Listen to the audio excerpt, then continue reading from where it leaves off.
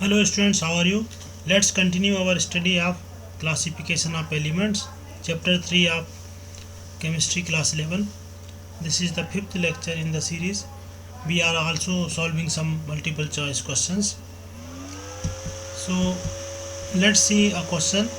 Ionic radii are inversely proportional to effective nuclear charge, inversely proportional to square of effective nuclear charge, directly proportional to effective nuclear charge, directly proportional to square of effective nuclear charge. तो हमने ये देखा कि जो ionic radius होती है वो जैसे जैसे न्यूक्लियर चार्ज बढ़ता है आयनिक रेडियस घटती जाती है। तो इस कारण से ये सही ऑप्शन है कि इन्वर्सली प्रोपोर्शनल टू ये बी ऑप्शन नहीं होगा क्योंकि इसमें स्क्वायर लिखा हुआ है। Inversely proportional to effective nuclear charge, तो पहला ऑप्शन ही इसमें सही है कि जैसे जैसे न्यूक्लियर चार्ज बढ़ेगा आयनिक रेडियस घटेगी, इस कारण से ये इन्वर्सली प्रोपोर्शनल है। So option A is correct. Second question, the ions O2 minus F minus Na plus Mg2 plus Al3 are isoelectronic, यानी कि इनमें सभी में इलेक्ट्रॉन की संख्या एक सी है। देयर आयनिक रेडियाई शो, पहला option a significant increase from O2 minus to Al3 plus, B a significant decrease from O2 minus to Al3 plus, C an increase from O2 minus to F minus and then decrease from Na plus to Al3 plus, decrease from O2 minus to F minus and then increase from Na plus to Al3 plus. तो हमको ये पता है कि जितना ज़्यादा positive charge ion पे होगा उतनी ही कम उसकी आयनिक रेडियस होगी, जितना ज़्यादा नेगेटिव चार्ज आयन पे होगा उतनी ज़्यादा उसकी आयनिक रेडियस होगी। तो यदि हम पहले ऑप्शन को देखें तो उसमें तो ये बताया गया है कि नेगेटिव चार्ज होने से जब पॉजिटिव चार्ज बढ़ता है तो इंक्रीज होती है रेडियस में, तो ये तो गलत हो गया। दूसरा ऑप्शन देखें, significant decrease from O2 minus to Al3 plus, ये सही है क्योंकि जैसे जैसे नेगेटिव चार्ज से पॉजिटिव चार्ज की ओर बढ़ेंगे, यानी कि पॉजिटिव चार्ज बढ़ता गया Al3 तक पहुंच गया, तो ये वृद्धि इसमें डिक्रीज होता जाएगा, आयनिक रेडियस घटती जाएगी और Al3 प्लस की इन सबसे कम आयनिक रेडियस होगी जो हमको ये 5 आयन दिए हुए हैं। वो O2 माइनस की सबसे बड़ी और Al3 प्लस की सबसे छोटी आयनिक रेडियस होगी, तो ऑप्शन बी इसका सही है।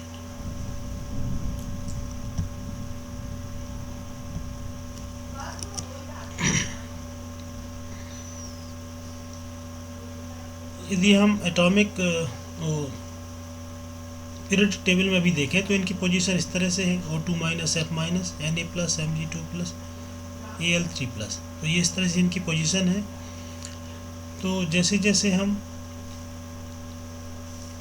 पॉजिटिव चार्ज बढ़ाते जाएंगे एटॉमिक रेडियस छोटी होती जाएगी। तो सबसे ज़्यादा O2 माइनस की, उससे कम F माइनस, फिर Na प्लस, उससे भी कम Mg2 प्लस, उससे भी कम Al3 प्लस की एटॉमिक रेडियस होगी, तो ऑप्शन बी इसमें सही है। अगला question, correct order of first ionisation potential among following element beryllium, boron, carbon, nitrogen, oxygen is. तो फर्स्ट आयनाइजेशन पोटेंशियल बताना है कि उसका क्रम क्या होगा, यानी कि किसी एलिमेंट से एक इलेक्ट्रॉन निकालने के लिए जितनी एनर्जी की आवश्यकता है उसे फर्स्ट आयनाइजेशन पोटेंशियल कहते हैं। तो इनमें से सबसे कम किसकी होगी, सबसे ज़्यादा किसकी होगी। पहले हम इन सब का इलेक्ट्रॉनिक कॉन्फ़िगरेशन देख लें। Beryllium 1s2 2s2, boron 1s2 2s2 2p1, carbon 1s2 2s2 2p2, nitrogen 1s2 2s2 2p3 और ऑक्सीजन 1s2 2s2 2p4। अब देखिए इसमें एक फुली फिल्ड सेल है बेरिलियम में 2s2। फुली फिल्ड सेल से इलेक्ट्रॉन निकालना बहुत कठिन होता है, तो इसलिए बेरिलियम में जो आयनाइजेशन पोटेंशियल होगी वह बोरॉन से ज़्यादा होगी। तो Be के लिए B is greater than B।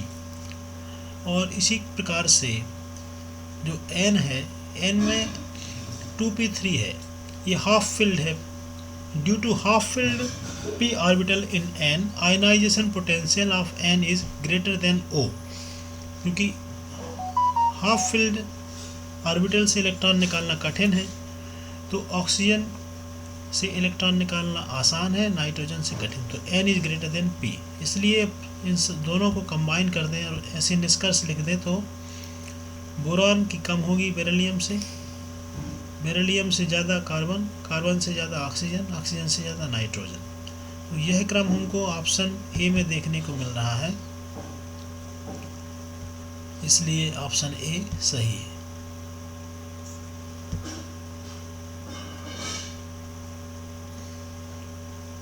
Boron, beryllium, carbon, oxygen, nitrogen.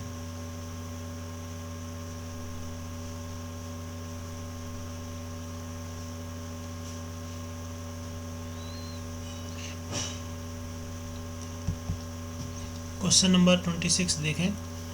Which of the following element has the maximum electron affinity. Electron affinity यानी इलेक्ट्रॉन को जोड़े रखने की क्षमता, जोड़ने के लिए जो प्रवृत्ति है, इलेक्ट्रॉन को जोड़ने की प्रवृत्ति, वो सबसे ज़्यादा किस में होगी? 4 ऑप्शन है, आयोडीन, ब्रोमीन, क्लोरीन और फ्लोरीन। तो जो भी ये हेलोजेंस हैं उनमें सबसे ज़्यादा इलेक्ट्रॉन एफिनिटी क्लोरीन की होती है, क्योंकि जो फ्लोरीन है, जहाँ तक फ्लोरीन का सवाल है, फ्लोरीन की छोटी साइज़ के कारण से इसमें 2p इलेक्ट्रॉन्स में इंटर इलेक्ट्रॉन रिपल्सन होता है। तो इलेक्ट्रॉन को जोड़ के रखने की बजाय इलेक्ट्रॉन में रिपल्सन होता है, तो जोड़ के नहीं रख सकता। They also repel incoming electron, तो एक तो अंदर ही अंदर के इलेक्ट्रॉनों में रिपल्सन, और बाहरी जो यदि कोई इलेक्ट्रॉन आना चाहे तो उसको भी भगाते हैं। तो फ्लोरीन में इलेक्ट्रॉन एफिनिटी कम होती है, तो there is less electron affinity in fluorine. Chlorine की ज़्यादा बड़ी साइज है, 17 इसका एटॉमिक नंबर है। Repulsion among electron is less, hence electron affinity is सबसे ज़्यादा देखिए क्लोरीन, उससे कम फ्लोरीन, उससे कम ब्रोमीन और उससे कम आयोडीन। यह इलेक्ट्रॉन एफिनिटी का क्रम है, तो सबसे ज़्यादा मैक्सिमम क्लोरीन में, ऑप्शन सी सही है। Question number 27, the first ionisation potential of Be and B respectively are.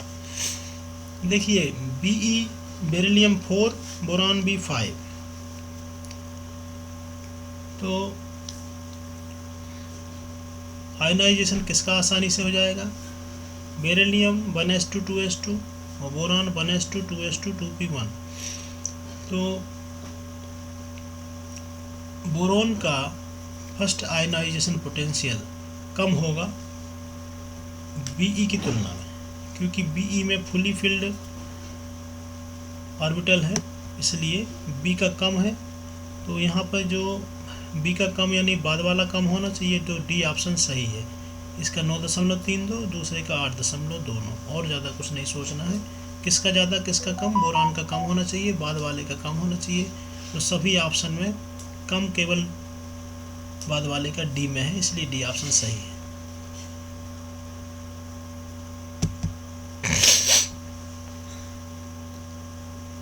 ये क्वेश्चन देखें। The electronic configuration of an electron is 1s2 2s2 2p6 3s2 3p3. What is the atomic number of the element which is just below the above element in the periodic table? एक atom का electronic configuration इस प्रकार से दिया है,